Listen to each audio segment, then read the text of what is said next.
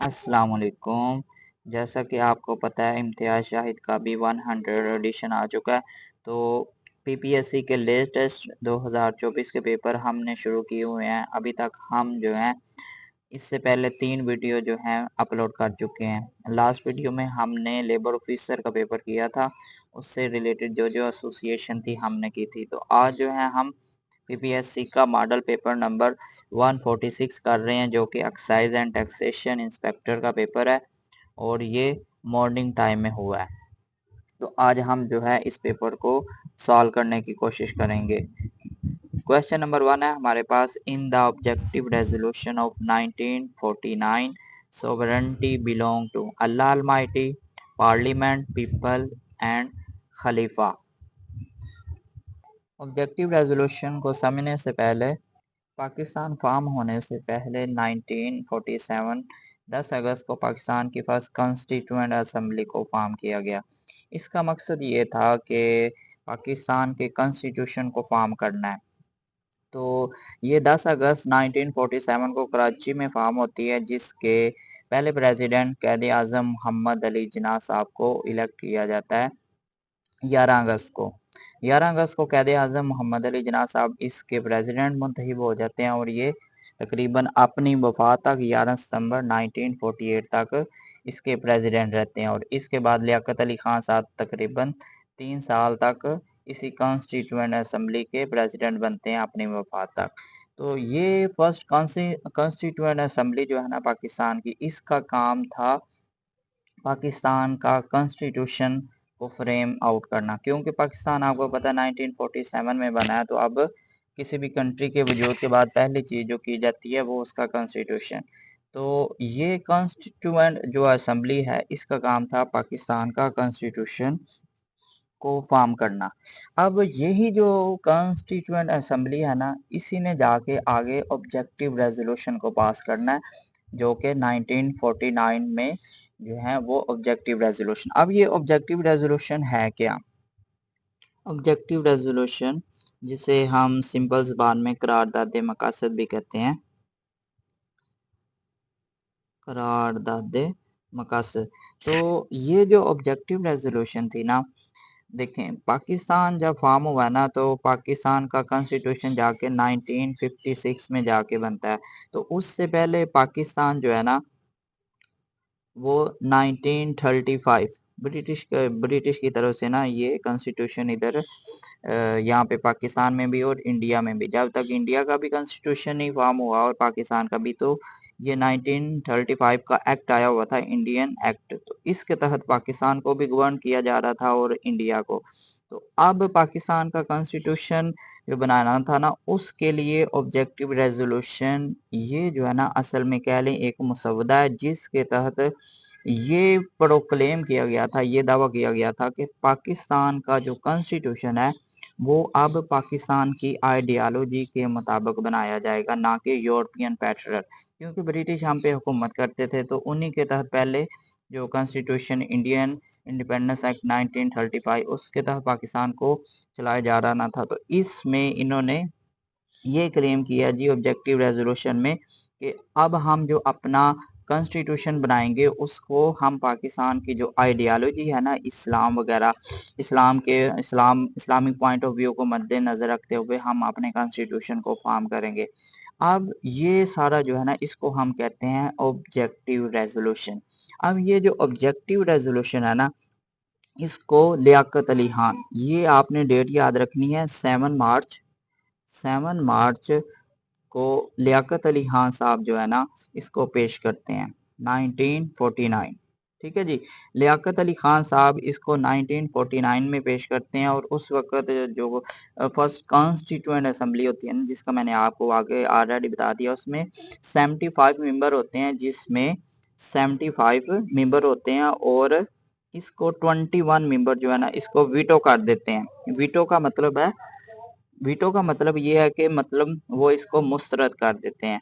तो first constituent assembly, इसके बारे में ये 2 3 4 सारे सवाल बन रहे होते हैं। कब ये फर्स्ट कॉन्स्टिट्यूएंट असेंबली में ऑब्जेक्टिव रेजोल्यूशन जो है पेश किया गया? तो 7 मार्च 1949। और कितने मेंबर थे? 75। और 21 ने इसको वीटो किया। अब ये 7 मार्च 1949 को कौन प्रेजेंट करता है ये भी पूछते हैं, लियाकत अली खान। 1949 ये भी डेट आपने याद रखनी है। अब 12 मार्च, ठीक है जी, 12 मार्च को क्या करते हैं जी, ये ऑब्जेक्टिव रेजोल्यूशन जो है ना इसको पास कर लिया जाता है फर्स्ट कॉन्स्टिट्यूएंट असेंबली से। तो 7 मार्च को लियाकत अली खान साहब प्रेजेंट कर रहे हैं और 12 मार्च को ये पास हो जाता है। अब होता ये है कि जब पाकिस्तान का कॉन्स्टिट्यूशन फॉर्म आउट होता है ना, पाकिस्तान का कॉन्स्टिट्यूशन बनाया जाता है, तो पूछते हैं जी कौन से आर्टिकल के तहत इस ऑब्जेक्टिव रेजोल्यूशन को उस कॉन्स्टिट्यूशन का हिस्सा बनाया गया है। तो आर्टिकल आपने याद रखना, आर्टिकल 2 है, आर्टिकल 2 है 2A, ठीक है जी, ये आपने याद रखना, ये अलग से पीपीएससी पूछ रही होती है। चलें जी, हम नेक्स्ट क्वेश्चन की तरफ अपने चलते हैं। मुझे ना अभी एक क्वेश्चन मजीद इससे याद आ गया रिलेटेड, वो पूछ रहा होता है ये फर्स्ट कॉन्स्टिट्यूएंट असेंबली जो अभी हमने पढ़ी है ना, मैंने आपको इसके बारे में बताया जिसका काम था पाकिस्तान का कॉन्स्टिट्यूशन फ्रेम करना, तो इसके बारे में ना पीपीएससी एक अलग से सवाल पूछता है कि ये फर्स्ट कॉन्स्टिट्यूएंट असेंबली को कब डिसॉल्व किया गया, ये डेट आपने याद रखनी है। 24 अक्टूबर है, 24 अक्टूबर 1954, ठीक है जी। और कौन इसको डिसॉल्व करता है, जनरल गुलाम मोहम्मद साहब जो है ना वो इसको डिसॉल्व कर देते हैं, इससे पहले के कॉन्स्टिट्यूशन को ड्राफ्ट किया जाता। अब इसके बाद दोबारा जो है ना सेकंड कॉन्स्टिट्यूएंट असेंबली फॉर्म की जाती है, उसकी भी डेट आपने याद रखनी है, मई 1955, ठीक है जी। मई 1955 को ये सेकंड कॉन्स्टिट्यूएंट असेंबली को फॉर्म किया जाता है, जिसका मकसद भी होता है पाकिस्तान का कॉन्स्टिट्यूशन को डेवलप करना, फॉर्म करना। और ये जो है इस जो है ना ये जो है फर्स्ट सेकंड कॉन्स्टिट्यूएंट असेंबली ये कॉन्स्टिट्यूशन को बना देती है। और आपको पता है पहला कॉन्स्टिट्यूशन हमारा 23 मार्च 1956, ठीक है जी, ये आपने डेट याद रखनी है, 23 मार्च 1956 को पहला हमारा कॉन्स्टिट्यूशन जो है ना वो इनफोर्स हो जाता है। अब ये जो पहले हम मैंने आपको बताया सेकंड कॉन्स्टिट्यूएंट असेंबली, इसके बारे में अलग से सवाल पूछ रहा होता है कि इसको कब डिसॉल्व किया गया, तो आपको पता है वो अय्यूब खान साहब आके इधर मार्शल लॉ लगाते हैं 1958 को, ठीक है जी।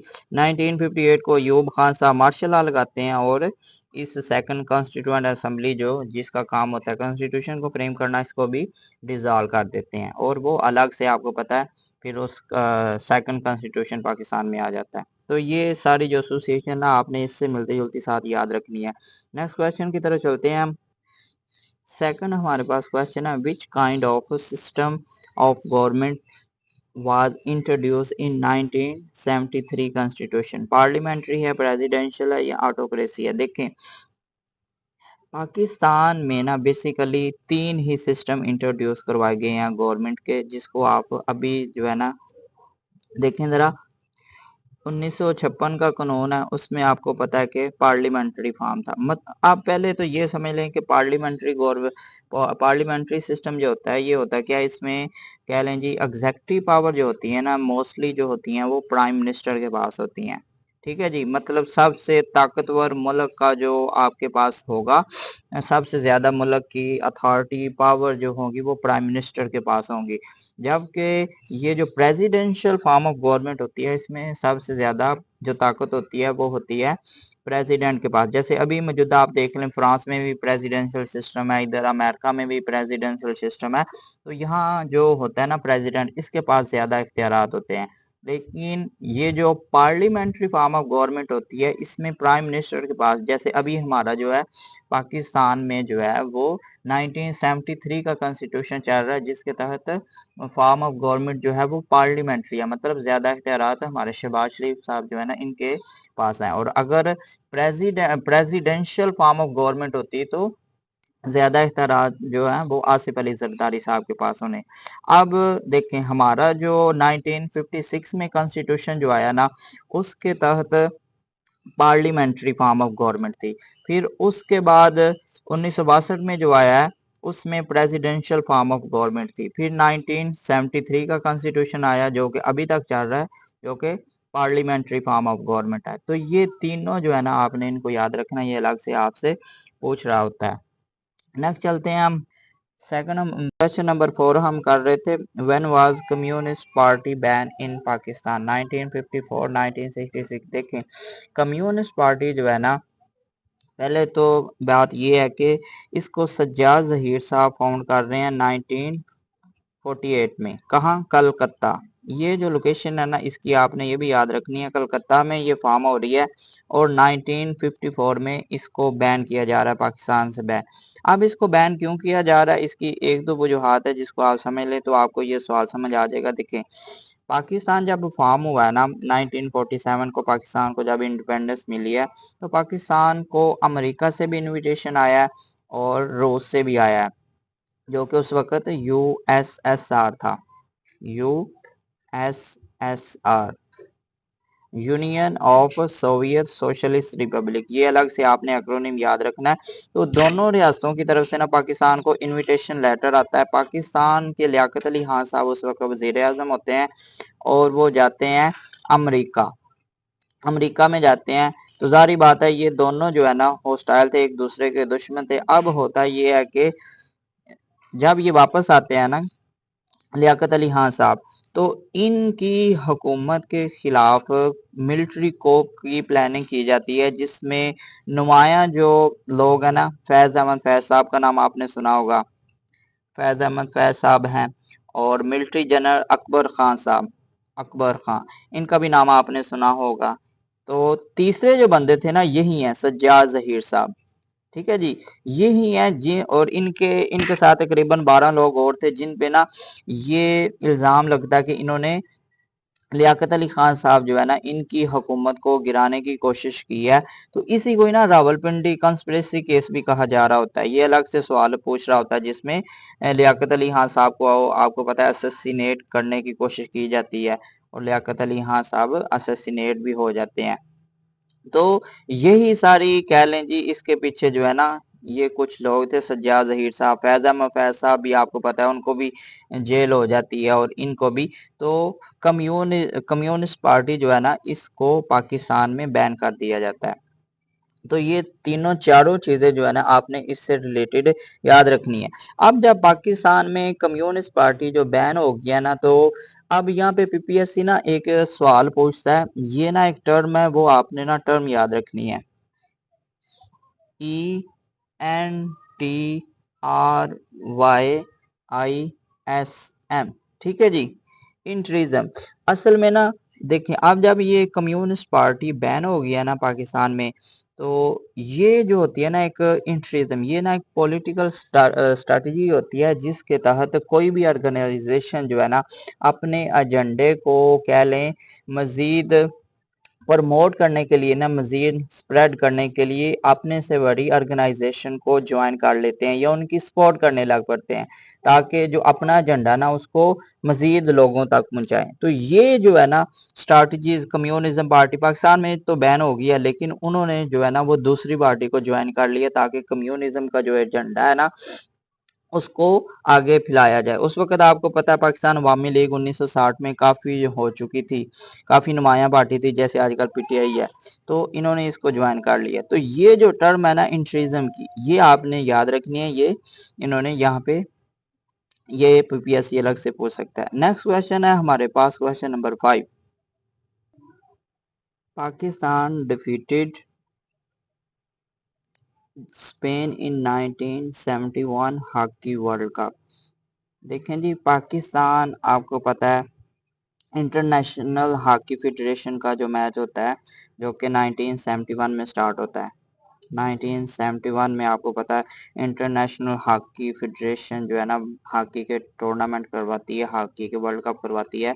तो पहला जो वर्ल्ड कप है ना, जो कि होना था इधर पाकिस्तान में ही। ठीक है जी, क्योंकि पाकिस्तान के ही आपने एयर मार्शल का नाम सुना होगा, नूर खान साहब, इन्होंने ही ना ये हॉकी के वर्ल्ड कप जो है ना इसका आइडिया दिया था वर्ल्ड हॉकी मैगजीन इसके थ्रू। तो पहला जो वर्ल्ड हॉकी कप था ना, हॉकी का वर्ल्ड कप, वो पाकिस्तान में ही होना था। लेकिन क्योंकि अब आपको पता है ये पीरियड चल रहा है 1971 का, 1971 का ये पीरियड चल रहा है, उस वक्त आपको पता है लिबरेशन बांग्लादेश वार भी, फॉल ऑफ ढाका के बारे में भी आपको पता है कि उस वक्त जंग चल रही है हमारी इंडिया के साथ। तो कह लें जी पॉलिटिकल इशू भी थे, तो काफ़ी ज़्यादा इशू की वजह से ना ये जो पहला वर्ल्ड कप जो कि पाकिस्तान में होना था वो पाकिस्तान में नहीं हुआ, और वो होता है स्पेन, बार्सिलोना। ठीक है जी, बार्सिलोना ये स्पेन की ही सिटी है, आपने इसके बारे में याद रखना, ये अलग से सिटी भी पूछता है किस मुल्क की है।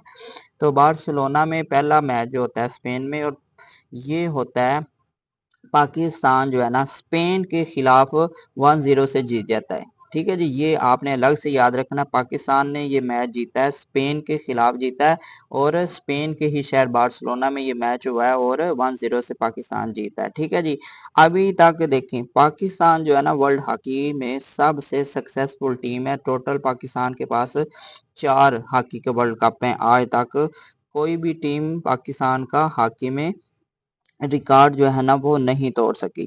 ठीक है जी, इसके बाद जो है ना 3 जो है ना नीदरलैंड, ऑस्ट्रेलिया और जर्मनी, इनके पास 3-3 वर्ल्ड कप हैं, और बेल्जियम और इंडिया इन दोनों के पास 2-2 वर्ल्ड कप हैं।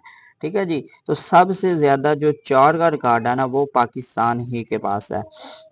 तो ये जो हॉकी वर्ल्ड कप होता है हर 4 साल बाद, ये भी आपने याद रखना है, हर 4 साल बाद हॉकी वर्ल्ड कप हो रहा होता है। इसके अलावा अगर मजीद हम बात करें तो लेटेस्ट की तरफ आ जाते हैं। अभी ये 2023 में हॉकी का वर्ल्ड कप हुआ है, तो इसके बारे में भी पूछ सकता है कि ये किसने जीता है। तो ये जर्मनी ने जीता है। जर्मनी ने जीता है 2023 का हॉकी वर्ल्ड कप, और किससे जीता है? बेल्जियम से। ठीक है जी, ये आपने याद रखना है। 2023 का टूर्नामेंट जो है ना इंडिया में हो रहा है, और जर्मनी जीत रहा है, और बेल्जियम के खिलाफ जीत रहा है। ये आपने इसके बारे में याद रखना है। इसके अलावा अगर हम बात कर लें ये जो वर्ल्ड कप बाकी जो पाकिस्तान ने जीते हुए हैं, तो ये भी आपने याद रखना है। पहला जो है वो 1971 में है, सेकंड 1978 78 में। ये हालैंड, हालैंड आपको पता है नीदरलैंड को कहते हैं, नीदरलैंड का दूसरा नाम हालैंड, जिसे हम डच भी कह रहे होते हैं। और तीसरा 1982 में, और चौथा जो है वो 1994 में। तो ये जो है ना आपने तीनों एंगल से याद रखना है, वो पहला भी पूछता है और लास्ट भी पूछता है। ठीक है जी, और अच्छा ये जो पहला हुआ है ना 1971 में, ये सबसे स्मॉलेस्ट हॉकी वर्ल्ड कप है। ये भी याद रखना वो इस तरह कि इसमें जो है ना सिर्फ 10 टीमों ने शिरकत की थी। ठीक है जी, सिर्फ 10 टीमें।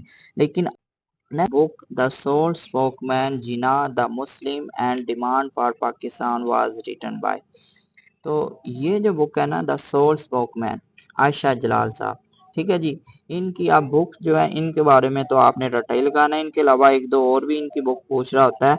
द पीटी ऑफ पार्टीशन, ये बुक भी आपने सुनी होगी। द पीटी ऑफ पार्टीशन जो है ना ये भी इनकी बुक पूछ रहा होता है। इसके अलावा द स्ट्रगल फॉर पाकिस्तान, ये भी अलग से पूछ रहा होता है। द स्ट्रगल, ये मैं लिख देता हूँ, the struggle for Pakistan, a Muslim homeland and global politics. ठीक है जी, ये भी बुक पूछ रहा होता है। इसके अलावा एक और फ्रीडम का इनकी एक और बुक है, the state of martial rule, the state of martial rule. ठीक है जी, तो ये सारी जो बुक है ना इनकी आपने याद रखनी है। नेक्स्ट क्वेश्चन की तरफ चलते हैं।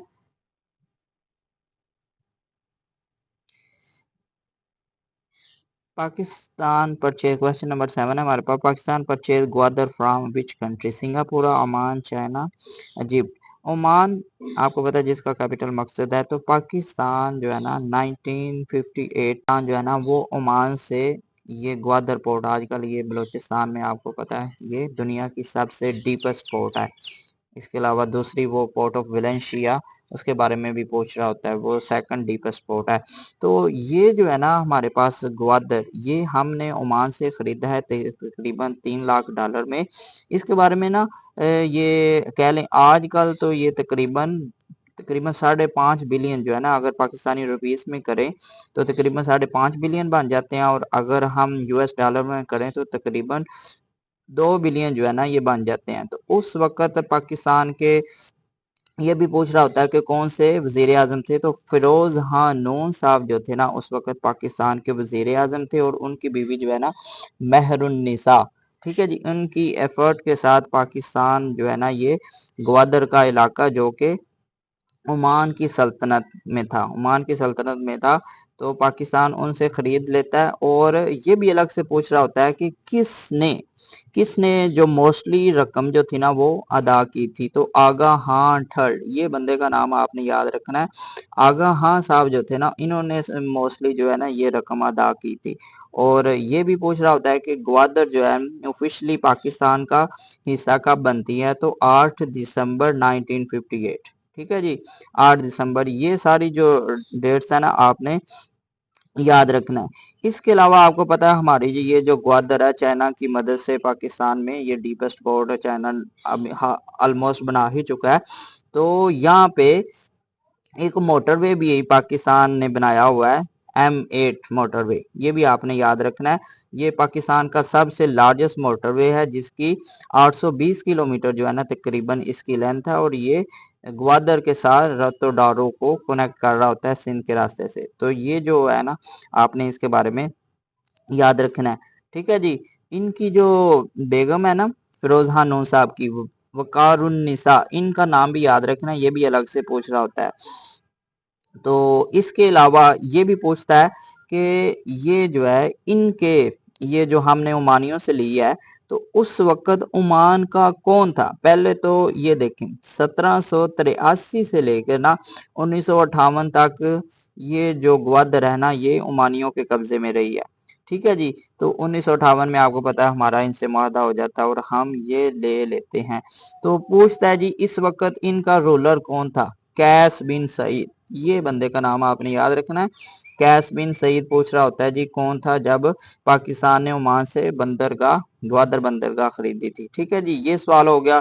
और लास्ट इसके बारे में सवाल है, पूछता है जी कौन सी सिस्टर पोर्ट सिटी है। ठीक है जी, ग्वादर की कौन सी सिटी जो है इसको सिस्टर पोर्ट सिटी कहते हैं। तो वो हमारे ईरान की चाबहार है। आपने सुना ही होगा चाबहार, जहाँ पे देखिए हमारी जो ग्वादर की है ना वहाँ पे चाइना इन्वेस्टमेंट कर रहा है और जो ईरान की पोर्ट है ना चाबहार वहाँ पे इंडिया कर रहा है। ये अलग से सवाल पूछ रहा होता है। तो ये सारे जो है ना आपने करने हैं। और ये ग्वादर जो है ना इसको 2021 में ना विंटर कैपिटल बलोचिस्तान का डिक्लेयर किया गया, ये भी अलग से पूछ रहा होता है। तो ये सारी एसोसिएशन ना आपने इसके बारे में याद रखनी है। नेक्स्ट क्वेश्चन की तरफ चलते हैं हम। Synonym of outburst is static, इम्पलियन, paroxysm एंड काम। देखें है ना, कह लें स्ट्रॉन्ग एक्सप्रेशन होता है जो कि सडन हो, अचानक हो, अपने जोश बंदे को, जैसे अचानक जोश या अचानक बंदे को गुस्सा आ जाता है तो उसे हम कहते हैं आउटबर्स्ट। तो यहाँ पे हम देख लिखते हैं इससे मिली जुल। देखें स्टैटिक, स्टैटिक तो हो नहीं सकता क्योंकि जो स्टैटिक होता है ना इसी का आपने सुना होगा डायनामिक। डायनामिक चीजें, डायनामिक होता है कि ऑलवेज जो चीजें चेंज हो रही होती है, मतलब प्रोग्रेस कंटिन्यूअसली हो रही होती है, उसका ना अपोजिट होता है स्टैटिक। मतलब जो प्रोग्रेस है वो स्टॉप हो चुकी है, स्टैटिक है। इसके अलावा हम ये बी ऑप्शन अगर देखें ना इम्पलियन, इम्पलियन भी नहीं हो सकता क्योंकि इम्पलियन में होता है किसी चीज का फटना। ठीक है जी, फटना होता है, एक्सप्लोडिंग हो रही होती है। ठीक है जी, या किसी चीज की कंप्लीट फेलियर को हम एक्सप्लोजन कह रहे होते हैं। और काम वैसे कौन को कह रहे होते हैं। तो इसका सबसे अगर हम बेस्ट करें ना सिनोनिम तो वो हमारे पास आएगा प्रॉक्सिज्म। ठीक है जी। यहाँ पे ये जो काम इसने लिखा हुआ है ना ये गलत है, इसको आपने टिक नहीं करना। प्रॉक्सिज्म जो है ना ये इसका ठीक होगा। इसमें भी अचानक कह लें स्ट्रॉन्ग सडन फीलिंग होती है जो कि बंदा कंट्रोल नहीं कर सकता। तो प्रॉक्सिज्म सबसे बेस्ट आंसर है। नेक्स्ट क्वेश्चन की तरफ हम चलते हैं। क्वेश्चन नंबर 9 है जी हमारे पास। Which bridge on Indus River is in the Sindh province? Jinnah bridge, Ayub bridge, Lansdowne bridge, all of these. देखें ये जो all of bridge, all of these का ऑप्शन जो है ना ये सबसे बेस्ट। ये जो लैंसडाउन ब्रिज है ना, सबसे पहली बात ये है ये जो ब्रिज है ना ये सखर में इंडस रिवर पे बनाया गया और ये 1889 में 1889 में ये ब्रिज बनाया जाता है। लेकिन कह लें वक्त के साथ साथ जो है ना इस ब्रिज पे काफी ज्यादा वेट वजन वगैरह काफी ज्यादा हो जाता है। तो इसी के एडजेसेंट में ना कह लें इसी ब्रिज का वजन कम करने के लिए एक और ब्रिज बनाया जाता है जिसे हम कहते हैं अयूब ब्रिज 1962। ठीक है जी। तो यही लैंड डाउन ब्रिज पहले बनाया जाता है 1889 में। तो इसी ब्रिज पे कह लें मजीद वजन को कम करने के लिए ना ये अयूब ब्रिज बनाया जाता है। इस तरह रेलवे ट्रैफिक और रोड वगैरह दोनों को अलग करके इसका वजन जो है ना वो कम किया जाता है। तो ऑल ऑफ दीज ब्रिज जो है ना ये सबसे बेस्ट ऑप्शन होगा। नेक्स्ट क्वेश्चन है हमारे पास, क्वेश्चन नंबर 10 है जी हमारे पास, लाइट ग्लिंट। तो इसका जो बेस्ट ऑप्शन है वो है हमारे पास साउंड ब्लेयर। देखें लाइट, लाइट जो होती है, ग्लिंट, ग्लिंट होता है फ्लैश, फ्लैश मारना, ठीक है जी। तो साउंड ब्लेयर, ये देखें ब्लेयर जो होता है ना, वैसे तो अगर हम इसका लिटरल मीनिंग देखें ना तो ये होता है जी अनप्लेजेंट नॉइज, ठीक है जी, नापसंदीदा शोर जो है ना उसे हम ब्लेयर कहते हैं। अब इसको आप एक एग्जांपल से मैं आपको समझा, आपने पुलिस की कार देखी होगी, पुलिस की जो गाड़ी होती है ना उसमें ये होता है कि ऊपर उसके वो लाइट भी ग्लिंट कर रही होती है, मतलब फ्लैशिंग मार रही होती है, और साथ साथ वो सायरन भी बज रहा होता है, सायरन ब्लेयरिंग, ठीक है जी। तो साउंड ब्लेयर अनप्लेजेंट नॉइज भी और साथ लाइट ग्लिंट भी, तो ये इन दोनों की आपस में एनालॉजी बन जाएगी। आगे हमारे पास क्वेश्चन नंबर 11 है, each one of us, each one of us will design suit tailor to our strength and weakness. तो ये नेक्स्ट क्वेश्चन है जी हमारे पास, question number 12, the first constituent assembly of Pakistan was dissolve. तो ये मैंने आपको जब पहला क्वेश्चन कराया था ना, मैंने आपको तब ये क्वेश्चन जो है ना वो सॉल्व करा दिया था कि गुलाम मोहम्मद साहब जो है ना इन्होंने 1954 को फर्स्ट कॉन्स्टिट्यूएंट असेंबली, जिसका मैंने आपको बताया था 10 अगस्त को बनी थी, और कैद आजम साहब को 11 अगस्त को इसका प्रेसिडेंट मुंतखब किया गया था, जो कि 11 सितंबर अपनी वफात तक जो है ना वो इसके प्रेसिडेंट रहते हैं, और उसके बाद तकरीबन 3 साल तक लियाकत अली खान साहब। और इसी कॉन्स्टिट्यूएंट असेंबली का काम यही होता है कि पाकिस्तान का कॉन्स्टिट्यूशन को फ्रेम करना, कॉन्स्टिट्यूशन बनाना, और इसी के तहत वो ऑब्जेक्टिव रेजोल्यूशन की बात भी मैंने आपको बताई थी। तो ये जो फर्स्ट कॉन्स्टिट्यूएंट असेंबली है ना, इसको 1954 को गुलाम मोहम्मद साहब उस वक्त गवर्नर चाह रहे थे, इन्होंने इसको डिसमिस कर दिया, और इसके बाद जो है सेकंड कॉन्स्टिट्यूएंट असेंबली है ना, मई 1955, ये डेट आपने याद रखनी है। सेकंड कॉन्स्टिट्यूएंट असेंबली जो है ना मई 1955 को फॉर्म की जाती है, जिसका भी क्योंकि ये तो डिसमिस की गई है ना, और आपको पता है हमारा कॉन्स्टिट्यूशन जाके 1956 में जाके बनता है। तो ये फिर दोबारा से सेकंड कॉन्स्टिट्यूएंट असेंबली बनाई जाती है 1955 मई को, जिसका काम होता है कॉन्स्टिट्यूशन को बनाना, और ये कॉन्स्टिट्यूशन को बना देती है, और 23 मार्च को आपको पता है हमारा कानून नाफिज हो जाता है। तो ये आपने याद रखना। अब अगर ये आपसे दूसरा सवाल पूछ ले कि ये जो फर्स्ट कॉन्स्टिट्यूएंट असेंबली, तो ये 1956 में डिसमिस हो रही है, डिसॉल्व हो रही है, और सेकंड कॉन्स्टिट्यूएंट असेंबली जो है ना वो आपकी अयूब खान साहब आके 1958 में डिसॉल्व करेंगे। तो ये दोनों इसी से रिलेटेड आपने याद रखना है। नेक्स्ट क्वेश्चन की तरफ चलते हैं। नेक्स्ट क्वेश्चन नंबर 13 है पास 13 है, national commission on the status of women NCSW is a statutory body established in जुलाई 2000। देखें जी, असल में ये जो नेशनल कमीशन है ना, या NCSW कह लें, ये जुलाई 2000 में स्टैब्लिश की गई थी। अब इसका पर्पस ये था कि जो कोई भी रोल और रेगुलेशन जो पाकिस्तान में वुमेन के स्टेटस को लेके बनाई गई है ना, उनका रिव्यू करना, ठीक है जी। ये बॉडी बनाई गई थी जिसने जो भी कह लें जी गवर्नमेंट के प्रोग्राम है या गवर्नमेंट की पॉलिसीज वगैरह वुमेन की डेवलपमेंट के लिहाज से है ना, उन सब को एग्जामिन करना। इसी तरह जेंडर इक्वालिटी के लिहाज से जो रोल है रेगुलेशन वगैरह ना, उनको एग्जामिन करना, उसके लिए ना ये नेशनल कमीशन बनाया गया था। अब ये तो हमारा सवाल हो गया। अब इसी से रिलेटेड एक दो सवाल और भी आया हुआ है कि ये जो पाकिस्तान ने नेशनल कमीशन जो बनाया है, ये बॉडी जो बनाई है, तो ये किसके रिजल्ट में बनाई है। तो ये आपने याद रखना है, ये बीजिंग डिक्लेरेशन है, पाकिस्तान की कमिटमेंट में, पाकिस्तान की ना कमिटमेंट है on Beijing declaration and platform for action 1995, ठीक है जी। ये आपने याद रखना है, बीजिंग डिक्लेरेशन जिसको कहते हैं, Beijing declaration and platform for action. इसके तहत कह लें जी और भी काफ़ी ज़्यादा चीज़ें थी, लेकिन इसमें ये इस पे भी पाकिस्तान ने साइन किए थे कि पाकिस्तान जो है ना वुमेन को लेके कह लें जी अपनी पॉलिसीज वगैरह का रिव्यू करेगा। तो इसी पे ही आप देखते हैं कि 2006 में ना पाकिस्तान के जो जिना रोल है ना उसके तहत भी कह लें जी, उसके तहत भी काफ़ी ज़्यादा उनका भी रिव्यू किया गया, उनको भी सख्त किया गया। इसके अलावा ये वुमेन को लेके ऑनर किलिंग होती है, आपको पता है जिरगा वगैरह होते हैं, तो ट्राइबल काउंसिल वगैरह जो कि वुमेन ऑनर के नाम पे किल करते हैं, तो इन सब को भी बैन किया गया। तो ये सारा जो है ना किसके रिजल्ट में हो रहा है? पाकिस्तान की कमिटमेंट थी किस पे? Beijing declaration and platform for action.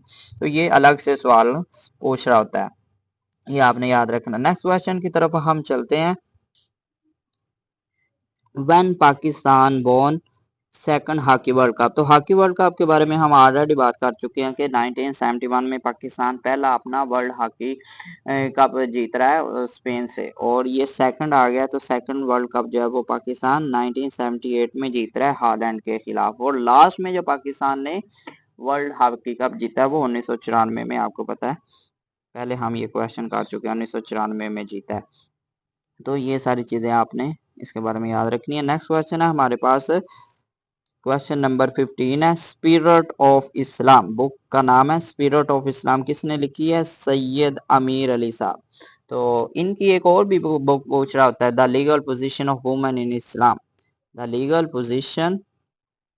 Legal position of women in Islam, ये एक बुक है। इसके अलावा एथिक्स ऑफ इस्लाम, इनकी बहुत ही मशहूर बुक पूछ रहा होता है। और एक और बुक है the personal law of Muhammadan. The personal law of Muhammadan, ये भी बुक है इनकी जो कि पीपीएससी पूछ रहा होता है। ये सारी जो बुक है ना आपने इनके बारे में याद रखना है। नेक्स्ट क्वेश्चन है हमारे पास, question number 16, the CPEC early harvest plan include a complete overhaul of 1687 kilometre long main line 1 railway and 1 between. देखें जी, ये वही सी पैक मनसूबा ही है, उसके तरह हार्वेस्ट अर्ली हार्वेस्ट ये प्लान है। सी पैक के बारे में आपको पता है हम ऑलरेडी काफी ज्यादा गुफ्तगू कर चुके हैं। तो ये जो है ना कराची से पेशावर रेलवे लाइन का तकरीबन 1687 किलोमीटर का जो है ना ये लाइन बिछाई जा रही है कराची से पेशावर। तो इसमें और मजीद बात कोई नहीं है। हम नेक्स्ट चलते हैं नेक्स्ट क्वेश्चन की तरफ। How many federal, question number 17 है हमारे पास, how many federal coalition government form in Pakistan from 1955 to 1958। देखें जी, पहले तो बात यह है कि कोएलिशन गवर्नमेंट होती क्या है। देखें, कोएलिशन गवर्नमेंट ये होती है कि देखें आजकल बिना पाकिस्तान में कोएलिशन गवर्नमेंट ही चल रही होती है। कोएलिशन गवर्नमेंट तब बनती है कि जब एक पार्टी को ना कह ले मेजोरिटी नहीं मिलती। जैसे देख लें अभी पाकिस्तान में सबसे लार्जेस्ट पार्टी पीटीआई है, तो पीटीआई को मेजोरिटी अगरचे सबसे ज्यादा सीट मिली है, लेकिन मेजोरिटी इतनी सीट नहीं मिली कि पाकिस्तान जो है ना पाकिस्तान पीटीआई जो है ना वो अलग से गवर्नमेंट फॉर्म कर सके। तो अब इस सूरत में ये होता है कि मुख्तलिफ पार्टी जो है ना वो आपस में इत्तेहाद कर लेती हैं। जैसे आपको पता है लास्ट टाइम पीडीएम जो है, पीडीएम ने इत्तेहाद किया हुआ था, डिफरेंट पार्टी की गवर्नमेंट थी। तो इसी तरह कोएलिशन गवर्नमेंट होती है जिसमें कह लें डिफरेंट जो सियासी पार्टी होती है ना वो मिलकर गवर्नमेंट कर रही होती हैं। तो सवाल आया जी, how many federal coalition, federal मतलब सेंटर में जो कि इस्लामाबाद में होती है, ठीक है जी, प्रोविंसेस लेवल पे नहीं। How many federal coalition government form in Pakistan from 1955 to 1958। तो ये है जी तकरीबन 4 गवर्नमेंट कोएलिशन गवर्नमेंट जो है फॉर्म हो चुकी हैं। नेक्स्ट क्वेश्चन है हमारे पास, scratch scratch someone back mean. Question number 18, to ignore the request do someone a favour in hope that a favour. मतलब देखें जी, किसी बंदे की बंदा फेवर कर रहा होता है यही होप करते हुए कि नेक्स्ट टाइम ये भी मेरी फेवर करेगा, तो हम वहां कौन सा इडियम इस्तेमाल कर रहे होते हैं? Scratch someone back. Next question है हमारे पास, he succeeded by dint of preservation and shared hard work. देखें जी, ही ये प्रेपोजिशन है बाय डिंट ऑफ, ठीक है जी, और इसका माना यही होता है, वो हम इस्तेमाल नहीं कर रहे होता है जी, दिन रात उस बंदे ने मेहनत की है तब जाके वो कामयाब हुआ है। तो यही इडियम इसकी का माना जो है ना वो यही है, ही सक्सीडेड बाय डिंट ऑफ, ठीक है जी, दिन रात मेहनत करना। आगे नेक्स्ट क्वेश्चन की तरफ चलते हैं। नेक्स्ट क्वेश्चन है हमारे पास 20, चूज द करेक्ट पंचुएशन, सी सा अ ब्यूटीफुल व्हाइट कैट। तो अगर बाकी सारे ऑप्शन हम देख लेना, ये देखें बी ऑप्शन, इसमें बी ऑप्शन में आप देख लें ये व्हाइट कैट, इसके साथ ये दोनों मिलके मिलके लिखे जाते हैं, कोमा दरमियान में आ गया। यहाँ पे भी आप देख लें ब्यूटीफुल व्हाइट कैट, यहाँ भी कोमा हो गया। तो बिल्कुल सेंस की जो स्ट्रक्चर वगैरह सारी फॉर्मेशन वो खराब हो रही है। तो ए वाला जो है ना हमारे पास ऑप्शन वो ठीक है, सी शी सा आ ब्यूटीफुल व्हाइट।